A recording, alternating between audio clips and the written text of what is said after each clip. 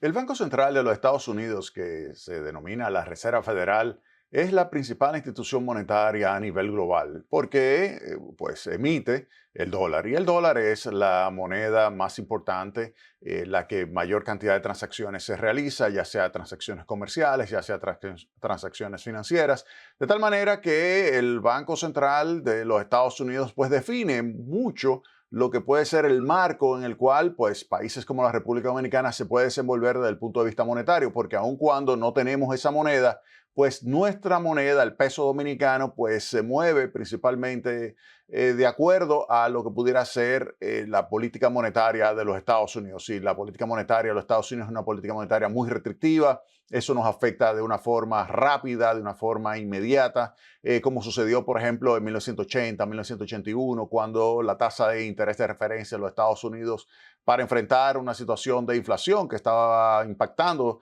a esa economía, pues llegó a un nivel de 18%, pues esto provocó en la República Dominicana una situación muy difícil que pues luego se generó una crisis importante que obligó a nuestro país a ir a un acuerdo con el Fondo Monetario Internacional. De tal manera que lo que suceda en los Estados Unidos, específicamente en la Reserva Federal, pues nos impacta de una forma rápida y de una forma contundente. De tal manera que hay que darle seguimiento a lo que sucede. Pues ahora lo que tenemos es a un presidente, el presidente Donald Trump, que quiere pues que tomar el control de la Reserva Federal. Y eso no es algo típico. Un presidente de los Estados Unidos por lo general trata de mantener la independencia del Banco Central, la independencia de la Reserva Federal. Esa entidad puede ejecutar su política monetaria fuera de lo que son las influencias políticas y así se ha mantenido hasta esta coyuntura, una situación donde tenemos a un presidente de los Estados Unidos, el presidente Trump, pues tomar decisiones donde lo que estamos observando es que lo que quiere realmente es tomar el control del organismo de toma de decisiones de la tasa de interés. En primer lugar, intentó el presidente Donald Trump sacar de la presidencia de la Reserva Federal Jerome Powell, quien fue nombrado y colocado como presidente de la Reserva Federal por el propio Donald Trump en su primer mandato, pues ahora ya definitivamente quiere sacarlo porque lo que quiere Donald Trump es que se reduzca en 300 puntos básicos la tasa de interés de referencia. Recuerden que la tasa de interés de referencia se ha mantenido desde el año pasado constante en el rango que va del 4.25% al 4.5% y el presidente Donald Trump quiere que se reduzca, oigan bien, en 300 puntos básicos, es decir, que si está en 4.25 baje a 1.25 y si está en 4.50 baje a 1.50. Es decir, que el rango sea entre 1.25 y 1.5%. Y eso sería algo totalmente inconsistente con lo que es la política de la Reserva Federal de tratar de llevar la tasa de inflación, que ahora mismo está entre 2.7 y 2.9%, dependiendo de lo que usted utilice en términos de IPC o utilice el índice de precio de gasto de consumo o utilice los subyacentes de cada uno de esos índices de precios, pues está muy lejos del 2%. Recuerden, la meta del Banco Central de los Estados Unidos es un 2%. Pues tenemos a un banco central que está tratando de reducirla, pero la política arancelaria de Donald Trump ha estado empujando poco, pero lo ha estado empujando hacia arriba la tasa de inflación. Digo poco porque todavía no se ha manifestado toda la política arancelaria de Trump en los costos de las empresas y se ha trasladado esos costos al precio final. Es probable que ya en los próximos meses lo que veamos es una tendencia ascendente de la tasa de inflación por el hecho de que las empresas digan, miren, yo hasta aquí llegué, no puedo seguir absorbiendo estos aumentos de costos arancelarios, por lo tanto una parte por lo menos se la voy a trasladar al precio final y eso empuje hacia arriba la tasa de inflación y por eso la Reserva Federal ha sido muy cautelosa en el manejo de su política de tasa de interés y la ha decidido mantener en el rango del 4.25 o 4.5 y el presidente que llega en enero, el 20 de enero, pues inmediatamente comenzó a decirle a la Reserva Federal que quería que baje la tasa de interés. ¿Para qué? Para acelerar el ritmo de crecimiento de la economía. ¿Para qué? Para crear más empleo. ¿Para qué? Para que haya una menor tasa de desocupación. Entonces, obviamente, cuando uno ve los argumentos de Trump, uno dice, bueno, pero vamos a ver, ¿qué está queriendo hacer Donald Trump? Una rebaja de 300 puntos básicos es lo ideal. Él dice que sí, que eso es lo que se requiere y que en caso de que pues los precios registren un aumento, pues él lo que dice es, bueno, pues después entonces se sube la tasa de interés. Pero ese zigzagueo no es algo positivo. Ese zigzagueo, una política monetaria zigzagueante, y eso tenemos mucha experiencia en ese tema, es algo que genera volatilidad, genera una situación de incertidumbre a los agentes económicos, disminuye la actividad económica y por lo tanto no es recomendable. El presidente Donald Trump no cree en eso. El presidente Donald Trump quiere controlar el Banco Central de los Estados Unidos. El presidente Donald Trump quiere que se reduzca la tasa de interés cuando él así lo desea. Y eso me lleva a recordar que ya en el pasado ocurrió algo similar en los Estados Unidos y esto fue con Arthur Burns. Arthur Burns es un profesor de la Universidad de Columbia quien asumió la presidencia de la Reserva Federal durante el mandato de Richard Nixon. Recuerden, Richard Nixon, también un presidente republicano, que para ese entonces, que estaba en la Casa Blanca, estaba pues enfrentando en 1970 una recesión y Nixon quería pues que se aplicara una política monetaria expansiva para tratar de que se acelerara el ritmo de crecimiento de la economía. Y Arthur Burns pues decidió cooperar con Richard Nixon y aplicó una política monetaria expansiva que reactivó la economía y redujo la tasa de desocupación de un 6 puntos por encima del 6% que estaba, logró reducir la tasa de desocupación a 5,3% justo antes de las elecciones presidenciales de Nixon. Pero la consecuencia de esto fue pues un aumento de la tasa de inflación.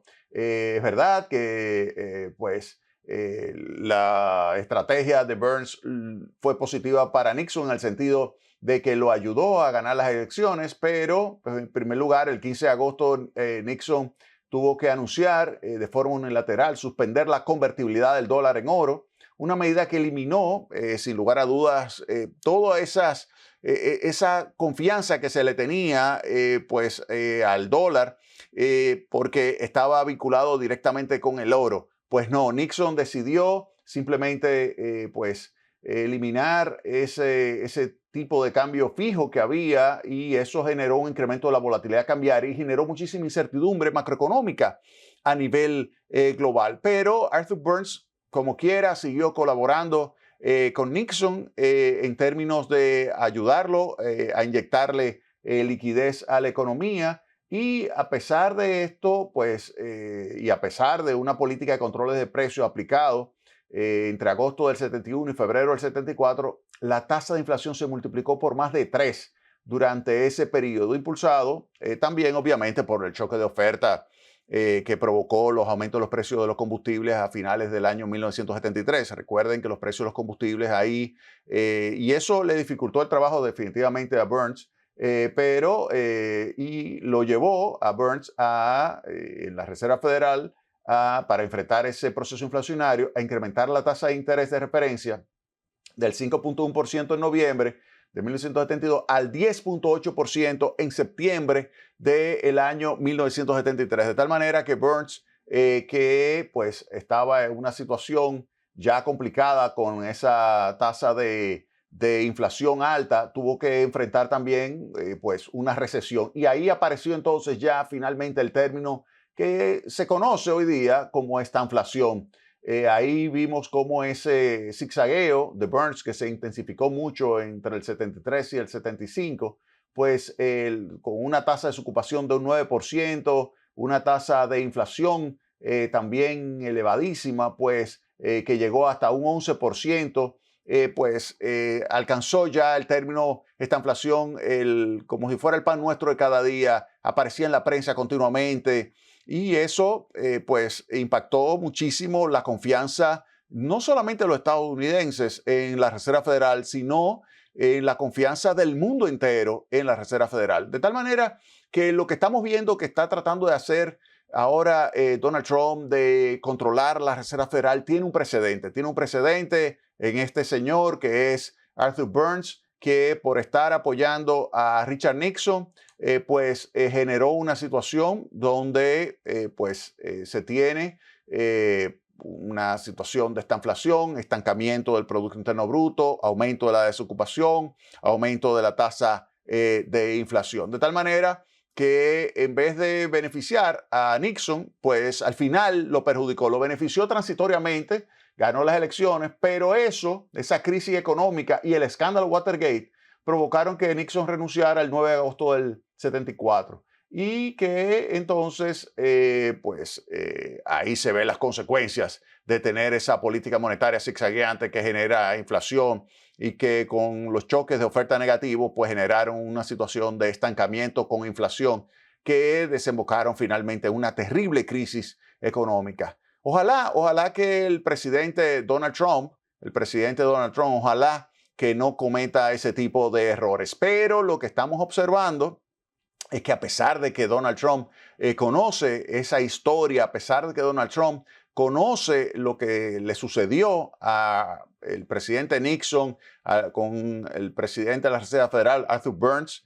que era un tremendo economista, pero comenzó a ejecutar una política monetaria de acuerdo a lo que el político quería. El político presidente de los Estados Unidos, Richard Nixon, quería, necesitaba. Y eso no es lo conveniente para el consumidor, para los agentes económicos, para los productores. Lo que le interesa a los productores, a los consumidores, es estabilidad macroeconómica. Y lamentablemente, Arthur Burns, por querer complacer a Richard Nixon, pues generó una situación difícil. Ahora, ¿qué quiere el presidente Donald Trump? El presidente Donald Trump lo que quiere es un amigo en la Reserva Federal, un amigo en la Reserva Federal que haga lo que él quiera. Y por eso el presidente Donald Trump quiere sacar de la Reserva Federal a Jerome Powell. En primer lugar, dijo que lo iba a despedir. Eso inmediatamente generó mucha turbulencia en el mercado, provocó eso una situación donde se veía claramente que no se lo iban a permitir muy fácilmente. Los principales